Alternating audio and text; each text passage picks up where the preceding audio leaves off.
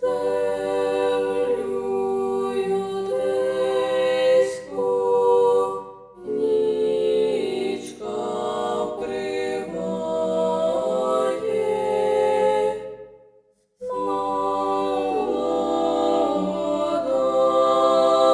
благодатним світ споживає.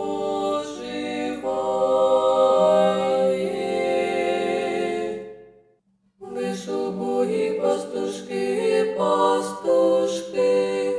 стада свого стерегли. Тут їм ангел являє, і таку вість возвіщає: Спас прийшов, Спас прийшов.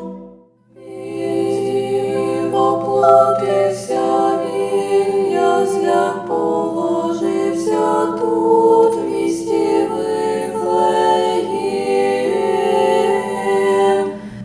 Він воплотився він, в яслях положився тут, в місті